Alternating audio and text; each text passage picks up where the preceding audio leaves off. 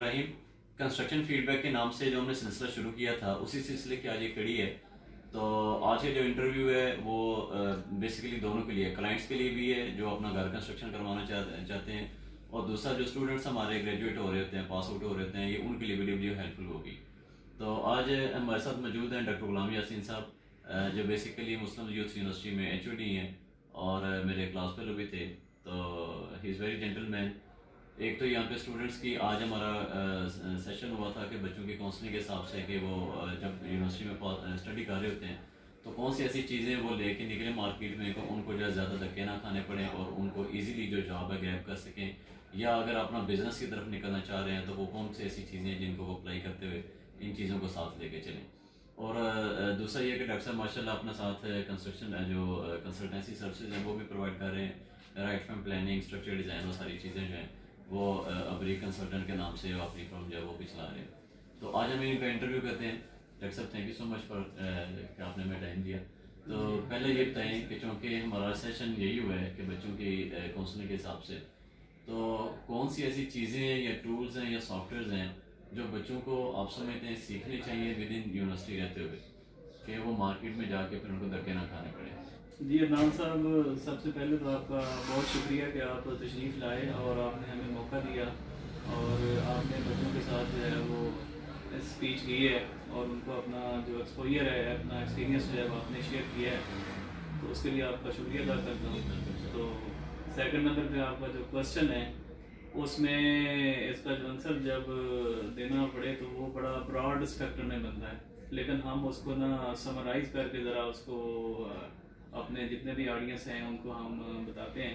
کہ first of all جو ہے نا ایز بینگ سول انجینئر، یہ اس میں آپ کی جو ہے نا کوالیفیکیشن میں آپ کا کامن سینس کا بڑا استعمال ہے، اور اس کے لیے آپ نے جو تھیوریٹیکل نالج گین کرنا ہے، پڑھنا ہے، کوڈ پڑھنے ہیں، پریکٹس کرنی ہے ساری، اس کے ساتھ ساتھ آپ نے جو پریکٹیکل چیزیں ہیں ان کو کنسیڈر کرنا ہے اور سیکھنا ہے، اور اس کے لیے آپ نے بجائے تھیوریٹیکل ڈیزائن کی بجائے اس کو پریکٹیکل ڈیزائن سمجھ کے پڑھنا ہے. اور سیکنڈ نمبر پہ آپ نے اپنی جو ڈرافٹنگ سکلز ہیں وہ بڑی امپورٹنٹ ہیں. ایز بینگ سینئر انجینئر بھی جو ہے نا ڈرافٹنگ اور پلاننگ وہ چل رہی ہوتی ہے، تو وہ امپورٹنٹ ہے، وہ آنی چاہیے. اور اس کے بعد جو ہے جو رپورٹ رائٹنگ ہے اسکل، لیٹر رائٹنگ ہے، وہ آپ کو آنی چاہیے، سب کو آنی چاہیے انجینئرس کو بیسیکلی، کیونکہ بہت ساری جگہ پہ جو ہے نا ان کو جب رائٹنگ اسکل چاہیے ہوتی ہے، رپورٹ رائٹنگ چاہیے ہوتی ہے، تو اس میں ان کا پوائنٹ بھی کار ہوتا ہے. نمبر 4 پہ میں ریکویسٹ کروں گا کہ یہ جو ان کو ریکمینڈ بھی کروں گا کہ آپ کی جو مینیجریل اسکلز ہیں، کمیونیکیشن ہے with others, lower staff and upper management, وہ آپ کی ایکٹیو ہونی چاہیے. تو اگر آپ نے آگے لیڈ کرنا ہے تو اس کے لیے آپ کی کوآرڈینیشن جو ہے وہ ایکٹیو سے ایکٹیو ہونی چاہیے. تو سیکنڈ آپ کا نیکسٹ کوشچن سے دوسرا ڈاکٹر صاحب یہ بتائیں کہ کون سے ایسے سافٹ ویئرز ہیں جو بچے سیکھیں مارکیٹ میں یونیورسٹی میں رہتے ہوئے کہ جن کو وہ اپلائی کر کے بعد میں اپنی جو جاب ہے اس کو سیکیور کر سکتے ہیں؟ سر سافٹ ویئر کا جو کنسرن ہے نا وہ ریلیٹ کرتا ہے آپ کی آگے پھر ایریا کون سا چوز کرتے ہیں، اسپیشلائزیشن کس میں جاتے ہیں. اگر آپ اسٹرکچر میں جاتے ہیں تو اسٹرکچر میں آپ کے پاس سب سے جو بیسک ہے نا، آپ کو کیڈ جو ہے وہ ایکٹیولی آنی چاہیے، پروفیشنلی آنی چاہیے. آپ جو بھی سافٹ ویئر استعمال کریں گے، ٹول استعمال کریں گے، ان ساروں میں کیڈ کا استعمال ہوتا ہے، آٹو کیڈ اس کو کہہ لیں آپ. تو باقی اگر اسٹرکچر کے پوائنٹ آف ویو سے دیکھیں تو اس میں ہمارے پاس جو ہے ای ٹیب ہے، اسٹیٹ پرو ہے، سیف ہے، اور فاؤنڈیشن ڈیزائن کے سافٹ ویئر ہیں، کالم ڈیزائن کے ہیں، کوئک وال وغیرہ، ریٹیننگ وال کے. تو یہ اسٹرکچر کے پوائنٹ آف ویو سے جو ہے نا ایکٹیو سافٹ ویئر ہیں جو ہر آفس میں استعمال ہو رہے ہیں، پاکستان میں بھی اور انٹرنیشنل بھی. اور جب ہم اس کو ٹرانسپورٹیشن یا ہائی ویز کی بات کرتے ہیں تو اس میں ہمارے پاس ایگل پرو ہے، اور اس کے ساتھ ساتھ سول 3D ہے، تو جن کو استعمال کر کے ہم یہ سارا کراس سیکشن اور 3D ویژوائزیشن اس کی کر سکتے ہیں. اور اسی طرح جو واٹر ریسورس ہے اس کے لیے بھی ہمارے پاس جو ہے وہ ایپا نیٹ اور کوئک لنک جو ہے لیٹسٹ ٹیکنیکس ہیں جن کی وجہ سے ہم واٹر سپلائی کی بھی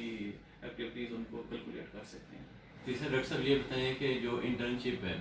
وہ بچوں کو کس حد تک ہیلپ فل ہو سکتی ہے کہ جب وہ فیلڈ میں جاتے ہیں تو ان کو جو انٹرنشپ کی ہوتی ہے وہ کس قدر زیادہ جو ہے وہ بینیفیشیل ہو سکتی ہے؟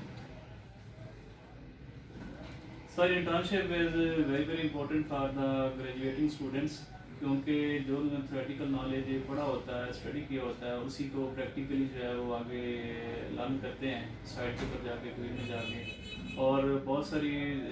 केसेस में ऐसा होता है कि उससे एडिशनल भी वो चीज़ें सीख रहे होते हैं। मीन के उन्होंने साइट के ऊपर अगर